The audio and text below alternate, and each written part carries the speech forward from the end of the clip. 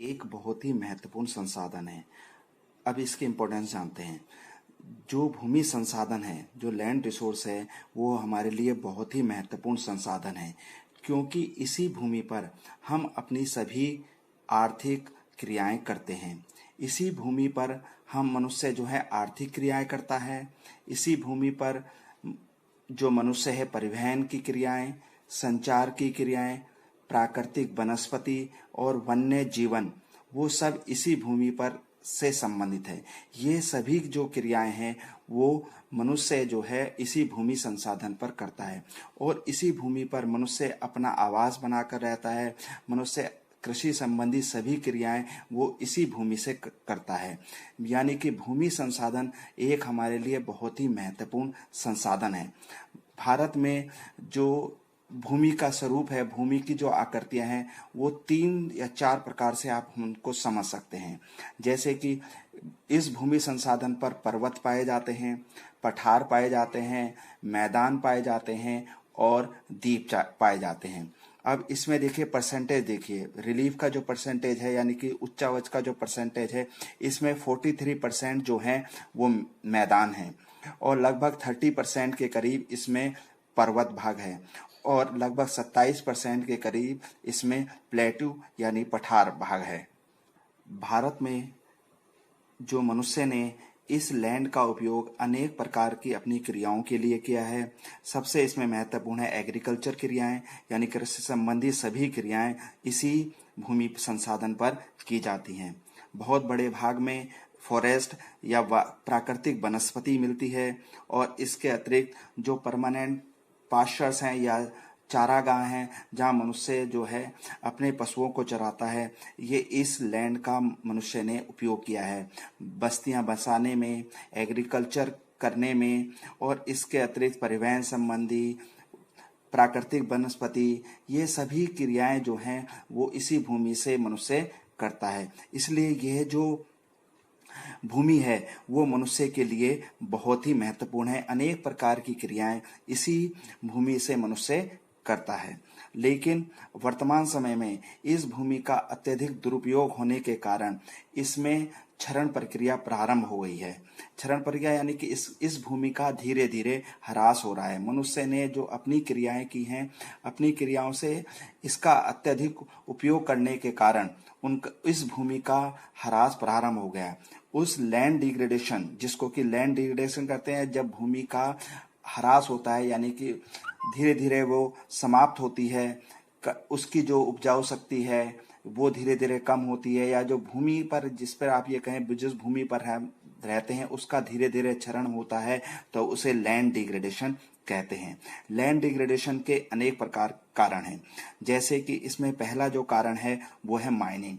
Mining यानी कि खनिजों को निकालना। मनुष्य ने अपनी आवश्यकताओं के अनुसार खनिजों को, आवश्यकताओं के अनुसार या आवश्यकता से अधिक भी खनिजों का निकाला है। और जब मनुष्य इस भूमि से खनिज प्राप्त करता है तो खनिज प्राप्त करने के लिए वह इस भूमि के एक बहुत बड़े भाग पर गड्ढा करता है और गड्ढे करने के बाद अपनी जो महत्वपूर्ण जो खनिज हैं उन खनिजों को निकालता है और खनिजों को निकालने के बाद वह इस भूमि को वैसा का वैसा ही छोड़ देता है। इसलिए जो डिफोरेस्टेशन में है, लैंड का जो डिफोरेस्टेशन है, उसमें सबसे महत्वपूर्ण जो काम है वो माइनिंग ने किया है। और माइनिंग भी मनुष्य ने अपनी आवश्यकता से अधिक की है और आवश्यकता से अधिक करने के कारण इस भूमि का जो डिग्रेडेशन है वो प्रारंभ हुआ है। अब इसमें देखिए दूसरा महत्वपूर्ण है ओवरग्रेजिंग। ओवरग्रेजिंग यानी कि मनुष्य ने जो अपने पशुओं को वो उसके चराने के लिए सभी पशुओं के जो खुर होते हैं उनके खुर से भी भूमि का क्षरण होता है। ओवरग्रेजिंग होने के कारण मनुष्य ने अपने पशुओं को हर जगह पर चराया है, जो इसके कारण जो है भूमि का जो उनकी क्षरण हुआ है।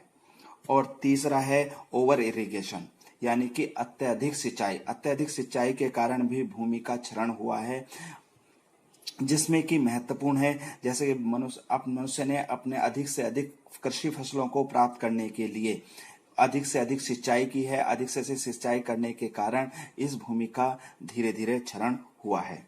और नेक्स्ट है इसमें डिफोरेस्टेशन यानी कि मनुष्य ने अपनी आवश्यकताओं को पूरा करने के लिए भूमि के एक बहुत बड़े धरातल से वनों को काटा है, और वनों के काटने से जो है भूमि का क्षरण हुआ है। जब पेड़ पौधे, जो हमें पता है, जब पेड़ पौधे हमारी मिट्टी को जकड़े रहते हैं, जब हम इस भूमि से जो है पेड़ पौधे को काटेंगे तो वो मिट्टी लूज हो जाती है, और हवा और जल के द्वारा ये मिट्टी या ये भूमि जो है उसका क्षरण होता है। यानी कि हमने अधिक मात्रा में पेड़ पौधे काटे हैं, आवश्यकता से अधिक काटे हैं, हमने इंडस्ट्री लगाने के लिए, एग्रीकल्चर करने के लिए अत्यधिक मात्रा में पेड़ों को काटा है, जिसके कारण जो है लैंड का डिग्रेडेशन या भूमि का क्षरण प्रारंभ हुआ है।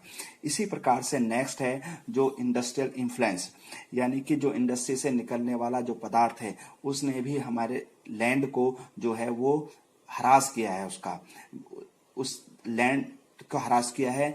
जो इंडस्ट्री से जो वेस्टेज निकलता है उस वेस्टेज को हम लैंड पर डाल देते हैं, और लैंड का डालने के कारण वह जो लैंड है वो अनुपजाऊ हो जाती है। अनेक प्रकार से हमने इस प्रकार से लैंड डिग्रेडेशन किया है, भूमि का क्षरण किया है। में जो इसके दुष्परिणाम भी देखे गए हैं लैंड डिग्रेडेशन के कारण। देखिए, जैसे माइनिंग के कारण जो लैंड डिग्रेडेशन का मुख्य रूप से काम हुआ है वो झारखंड, छत्तीसगढ़ और मध्य प्रदेश में लैंड डिग्रेडेशन हुआ है, वो माइनिंग के कारण हुआ है। इसी प्रकार से यदि डिफोरेस्टेशन के हिसाब से देखें तो उड़ीसा में डिफोरेस्टेशन के कारण से भूमि का निम्नीकरण हुआ है। इसी प्रकार से यदि देखें ओवर ग्रेजिंग के कारण गुजरात, राजस्थान, मध्य प्रदेश और महाराष्ट्र राज्यों में ओवर ग्रेजिंग के कारण लैंड का डिग्रेडेशन हुआ है। पंजाब, हरियाणा और पश्चिमी उत्तर प्रदेश में जो डिग्रेडेशन हुआ है वो ओवर इरिगेशन के कारण हुआ है। इस जो भूमि है, जो लैंड है, इसको कंजर्व करने के लिए, इसको भूमि संसाधन के क्षरण को रोकने के लिए हम इसके जो कोज हैं उन कोजों पर ध्यान देंगे, और उनका जस्ट अपोजिट यदि हम कर देंगे तो जो हमारा लैंड डिग्रेडेशन है वो कम हो जाएगा या समाप्त हो जाएगा। सबसे पहले लैंड कंजर्वेशन को रोकने के लिए हमें सबसे पहले एफोरेस्टेशन यानी कि पेड़ पौधे हमें अधिक से अधिक मात्रा में लगाने होंगे। जितने अधिक पेड़ पौधे हम लगाएंगे उतना ही लैंड का डिग्रेडेशन कम होगा। इसलिए हमें अधिक से अधिक जो है वो पेड़ पौधे लगाने चाहिए, जिससे कि लैंड का डिग्रेडेशन भी कम हो और हमारा एनवायरनमेंट भी अच्छा हो। दूसरे नंबर पर है इसको कंजर्वेशन को रोकने के लिए या लैंड डिग्रेडेशन को रोकने के लिए है ओवर ग्रेजिंग, यानी कि जो पशुओं को अत्यधिक हम चराते हैं, उनकी ओवर ग्रेजिंग करते हैं, उस पर हमें कंट्रोल करना होगा। ठीक उसी प्रकार से जैसे हमने माइनिंग है, हम जो आज अत्यधिक माइनिंग करते जा रहे हैं, ओवर ग्रेजिंग के साथ साथ ओवर माइनिंग भी हो रही है। माइनिंग बहुत अधिक खनिज पदार्थ हम निकाल रहे हैं। खनिज पदार्थ निकालने के कारण जो हम भूमि का अत्यधिक क्षरण होता है, डिग्रेडेशन होता है, उसको हमें रोकना होगा। और इसमें साथ साथ ये भी ध्यान रखना होगा कि जैसे हम माइनिंग करते हैं, माइनिंग करने के बाद जो गड्ढे हम खुले छोड़ देते हैं, यदि उन गड्ढों को दोबारा से उसी मिट्टी से उसी भर दिया जाए तो हमें लैंड डिग्रेडेशन में हेल्प मिलेगी, लैंड डिग्रेडेशन कम होगा। इसके बाद साथ ही साथ जो इंडस्ट्री में जो वेस्ट मटेरियल निकलता है, उस वेस्ट मटेरियल को प्रॉपर हमें डिस्चार्ज करना होगा, उसका प्रॉपर निश्चित स्थान पर हमें उसको डिस्चार्ज करना होगा, ताकि भूमि का कम से कम जो है वो डिग्रेडेशन हो। इसी प्रकार से जो रेगिस्तानी क्षेत्र होते हैं, उन रेगिस्तानी क्षेत्रों में उन रेगिस्तान जो हैं वो धीरे धीरे बढ़ते जा रहे हैं। जिस ओर वो बढ़ते जा रहे हैं उसी ओर हमें जो है पेड़ों की एक श्रृंखला, जिसको शेल्टर बेल्ट के रूप में हमें विकसित करना होगा, ताकि जो डेजर्ट है वो अधिक ना बढ़ सके।